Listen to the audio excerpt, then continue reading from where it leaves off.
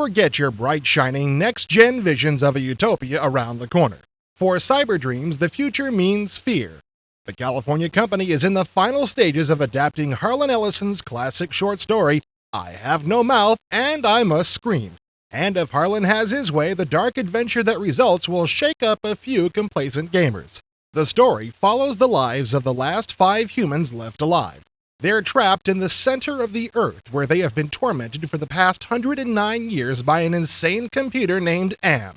Ellison insists that he is not hostile to technology. The premise of the story is that there's nothing inherently bad about machines, any more than there's anything inherently bad about science of any kind. It is what people do with science that makes it dangerous. The aspects of I Have No Mouth and I Must Scream, the story that I have brought to this, are transliteral. They are things that go from one to the other. They are visual. It's a very visual story. I mean, when they come into the ice caverns and find the giant, mythic bird of Norse legend, that's very visual. The subtle stuff, the surreal stuff, the magic realism twist that you would get in a novel of the Latin American boom, Garcia Marquez or Borges, or writers like that, that is lost. No, it's not. I think about it and I tell a lie. It is not lost. It is altered. It's transmogrified. It appears in a different way. The player will take on the role of one of the 5 humans being tortured in the belly of Am.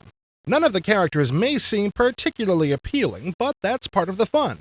You have to choose between Gorister, the suicidal loner, Benny, the mutilated brute, Ellen, the hysterical phobic, Nimdoc, the secretive sadist, and Ted, the cynical paranoid. Just the sort of folks you'd like to have lunch with, aren't they? The game will spend a lot more time on the history of the 5 human characters than the original story did. Ellison says that this was the result of designer David Sears asking him a question he'd never thought of before. Why does Am bring these 5 people down? Why are these the 5 that Am has saved? And I never thought about that. And so the game is very different from the story in that we explore the backstory of all 5 of these characters. Then, of course, there's the character of Am itself. Am is, in a way, the 6th track, because Am is everywhere. The whole story takes place within Am. So almost anything you do can be a lie, can be a manipulation, can be a complete misdirection, because it's this nutty computer. Nutty, but it's like Moriarty.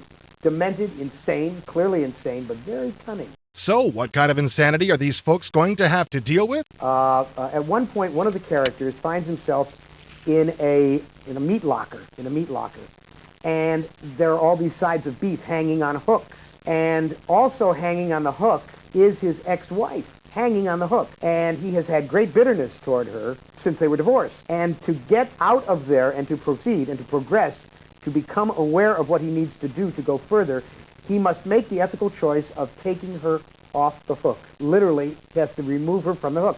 Ellison's initial idea for the game was that the player would not be able to actually win the game, thereby keeping the dark tone of the story's original ending.